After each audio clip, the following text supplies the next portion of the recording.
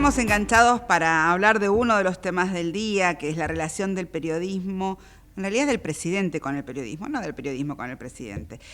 Nada más y nada menos que Diego Corbalán, que es un periodista especializado en análisis digital de temas políticos y sociales y que acaban de publicar un informe muy interesante que me interesa que compartamos. ¿Cómo te va, Diego? Gracias por atendernos. Adri Balaguer. Hola, ¿cómo andas, Adri? ¿Qué decís? Bueno, muy Buenas amable tardes. por atendernos.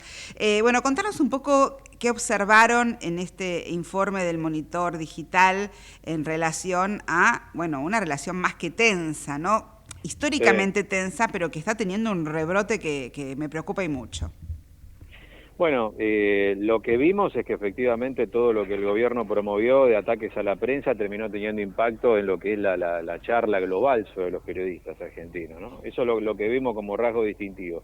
Es decir, por un lado, el aumento del protagonismo del periodismo. Nosotros hicimos una comparación, una de las tantas métricas, como le llamamos nosotros a los indicadores de seguimiento del comportamiento de la gente en redes. Ujú. Una de las métricas que medimos es el volumen de interés por distintas profesiones, no solamente el periodismo, sino los políticos, la policía, los docentes. Bueno, ¿qué es lo que vimos nosotros?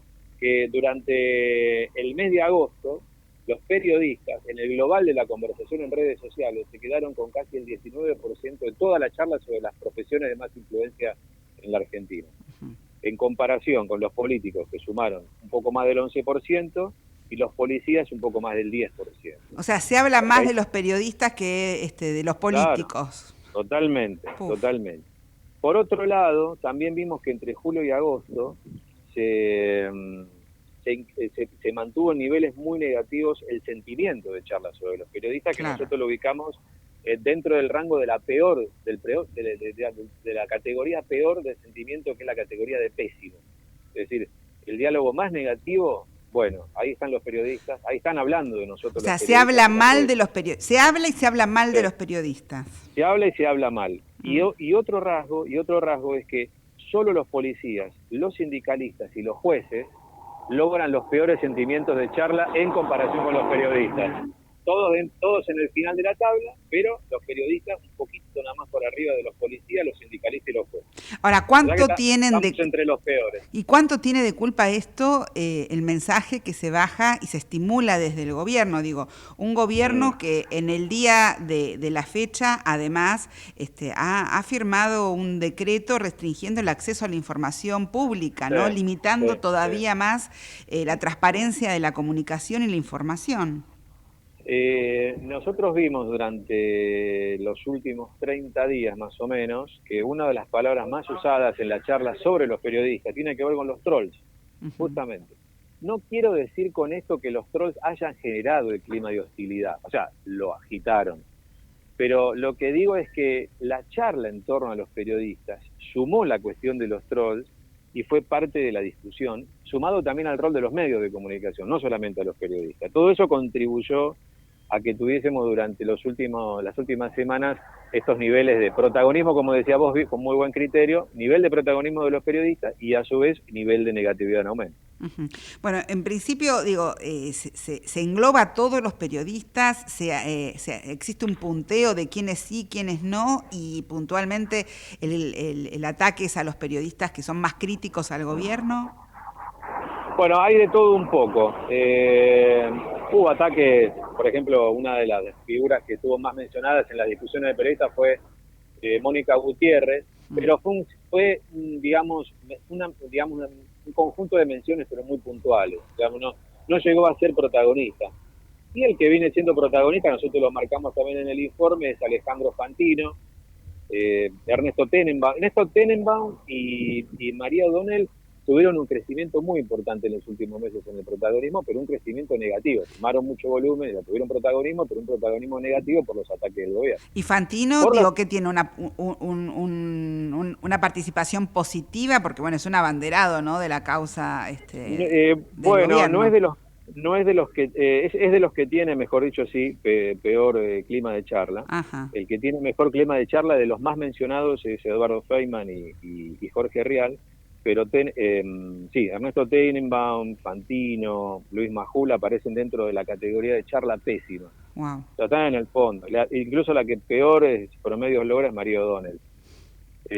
Así que, bueno, indudablemente el gobierno ha generado un clima de agitación en redes que tuvo como consecuencia esto, ¿no? Tener a los periodistas en un nivel de menciones muy críticas, muy duras. Claro, y emparentándolos mucho con la casta. Me da la impresión que el gobierno juega, ¿no? A salpicarlos y a mezclarlos. Sí, En el mismo lodo todos sí, manoseados. sí, claramente.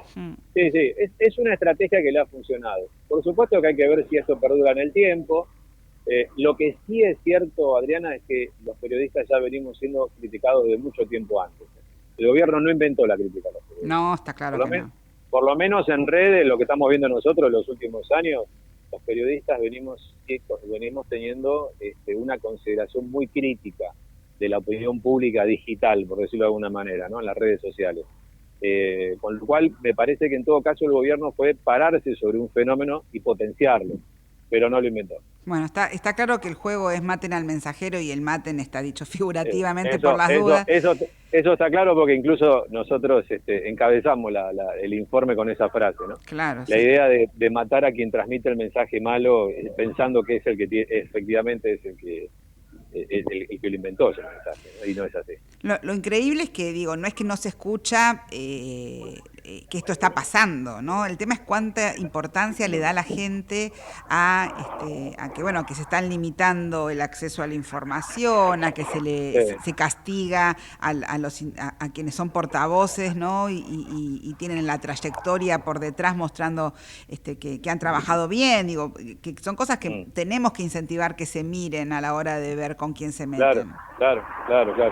Sí, hay que hacer todo un laburo de concientización y alguien por ahí lo dijo, algún colega, ahora no sé si fue Rodríguez Yebra, no me acuerdo quién fue que lo dijo, que estaría bueno que el presidente diga quiénes son los periodistas que hacen mal su trabajo desde su punto de vista, los ensobrados, los extorsionadores, ¿no? Digo, estaría bueno ponerle nombre y apellido porque ser periodista no implica no da condición sine qua non de honestidad. Sí.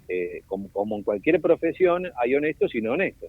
Bueno, lo que hay que hacer es decir quién es el deshonesto o quién es el corrupto.